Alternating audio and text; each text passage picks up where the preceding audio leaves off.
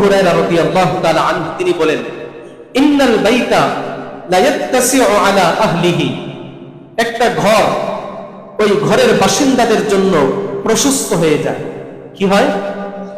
প্রশস্ত, অর্থাৎ জায়গা সংকীর্ণ থাকলেও আল্লাহ কি করে দেন? প্রশস্ত বানিয়ে দেন। 2 রুমের একটা ফ্ল্যাট কিন্তু আল্লাহ অনেক প্রশস্ত করে দেন। 1 নাম্বার। 2 নাম্বার, ওয়া তাহদুরুল মালাইকা, ওই ঘরের মধ্যে রহমতের ফেরেশতা আসেন।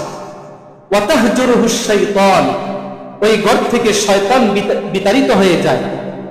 ওয়া ইয়াকফুরু খায়রুহু, ওই ঘরের মধ্যে বরকত আসে। কি আসে? তাহলে 1 নাম্বার, ঘর প্রশস্ত হয়ে যায়। কি হয়? 2 নাম্বার, একদল আসে আর একদল যায়। কারা আসে আর কারা যায়? শয়তান যায়। আর 4 নাম্বার হলো বরকত আসে। কি করলে?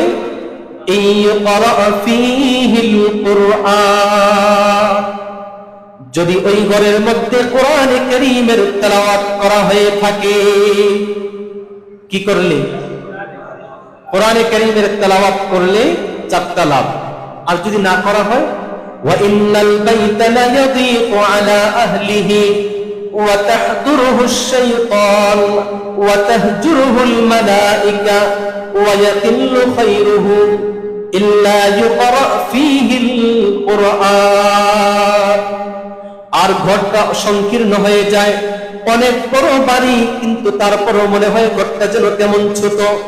ঘরের মধ্যে শয়তান উপস্থিত হয়ে যায়, ঘরের মধ্যে রহমতের ফেরেশতারা চলে যায়, ঘরের মধ্যে বরকত কমে যায় যদি কোরআনে কারীমের তেলাওয়াত না করা হয়। কি না করা হয়? কোরআনে কারীমের তেলাওয়াত না করা হয়।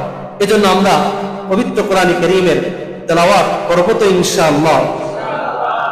আল্লাহ নবী বলেছেন, আসমানের নক্ষত্রগুলো যেমন দুনিয়াবাসীর সামনে স্পষ্ট হতে থাকে, আলোকিত হতে থাকে, যেই ঘরের মধ্যে কোরআনে কারীমের তেলাওয়াত করা হয় ওই ঘর আসমানের ফেরেশতাদের কাছে তেমনি আলোকিত এবং উজ্জ্বল হয়ে ঝলমল করতে থাকে। আল বাইতুল্লাযী ইউকরাউ ফীহিল কুরআন ইয়াতারাআ লি আহলিস সামাই কামা তাতারাআ আন-নুজুমু লি আহলিল আরদি। এজন্য আমরা পবিত্র কোরআনে কারীমের তেলাওয়াত করব তো ইনশাআল্লাহ।